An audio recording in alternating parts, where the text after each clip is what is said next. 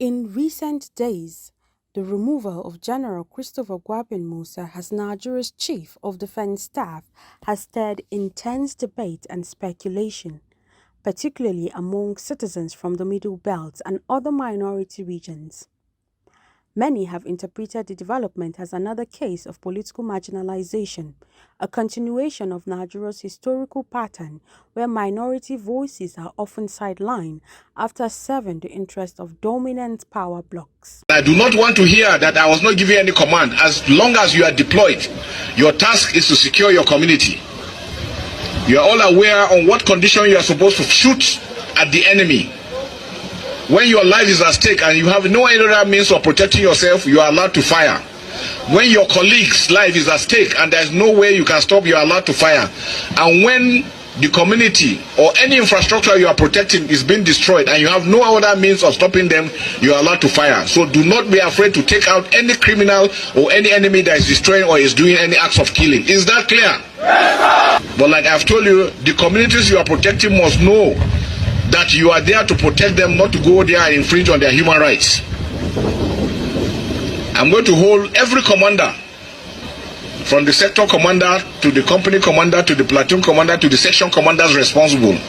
If anything happens within your AOR and you do nothing, you will be court-martialed. That I guarantee you. But again, our policy is to reward hard work and punish indolence. When you do well, we'll commend you, we'll give you awards, and then we'll take care of you the more. You will be promoted. Is that clear? Yes, sir. With the new concept, all armed forces personnel will be withdrawn from within the towns and will go out into the bushes. All checkpoints. However, it is important to clarify the facts and separate political emotion from institutional procedure.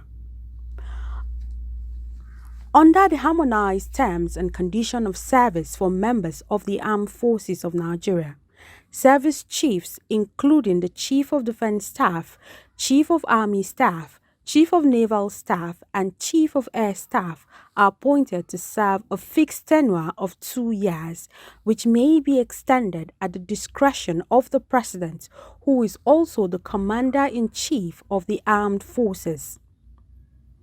In practice, this means that General Christopher Musa's tenure, which began in June 2023, reached its mandatory 2-year mark in mid-2025. The President has the constitutional right to either extend their tenure or appoint a new CDS as part of military restructuring. Why Christopher Musa is removed as CDS? The conspiracy of the coup charade was actually a conspiracy. The very first time that Christopher Musa gave command that the military personnel should actually shoot at bandits without waiting for command from Abuja, since that day I knew that his days are counted. You see, the insecurity in the north is actually being sponsored by Northern's governors, Islamic jihadis. That very week that Christopher Musa gave that command, that is the week that all the jihadist Fulani Northern governors met in Kaduna and begins to talk about peace and peace negotiation with bandits. It was the same week that they galvanized some jihadist Islamic scholars to go to have interaction with Bello Turji. This is not the first time such changes have occurred. Former President Muhammadu Buhari extended the tenure of late General Tukur Buratai, Chief of Army Staff, and Vice Admiral Ibok Ite Ibas, Chief of Naval Staff, beyond the initial 2 years, allowing them to serve up to 5 years in office. The current administration, however, chose not to exercise these extension options in the case of General Christopher Musa. While it is understandable that Nigerians, especially those from the Middle Belt, may view the decision through the lens of political exclusion, available evidence suggests that General Christopher Musa's exit was a procedural replacement, not a political motivated dismissal.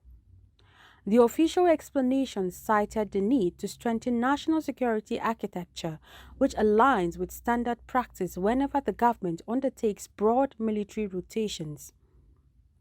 General Musa's tenure was marked by professionalism, discipline, and a focus of inter-service cooperation. His leadership helped to stabilize several security operations and improve coordination across the armed forces.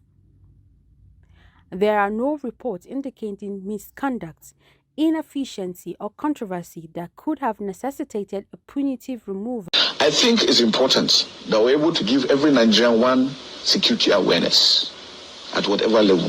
Self-defense is very important. Unarmed combat, swimming, driving, these are critical aspects for human endeavor.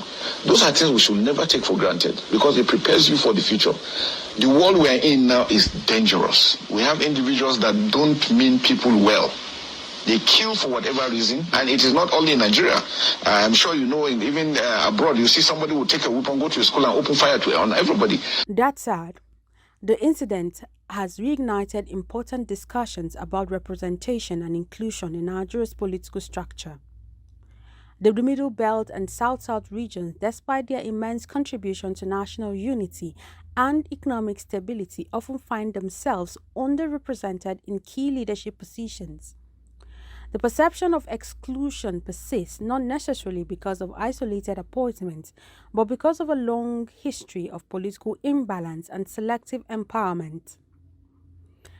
As Nigeria approaches the 2027 elections, the call for equitable participation and fair representation becomes even more critical. While General Christopher Musa's removal followed due process, it also highlights the fragility of minority confidence in national institutions. Rather than viewing such transitions solely through the lens of marginalization, minority regions must engage proactively in policy dialogue, alliance building, and political negotiation. The focus should shift from grievance to strategy, ensuring that appointments, policies, and reforms reflect Nigeria's diversity in both form and substance. General C.G. Musa's replacement as Chief of Defense Staff was consistent with the provision of the harmonized terms and conditions of service. It was a routine administrative decision, not a political purge. Yet, the public reaction underscores a deeper national concern: the enduring sense of exclusion among minority groups.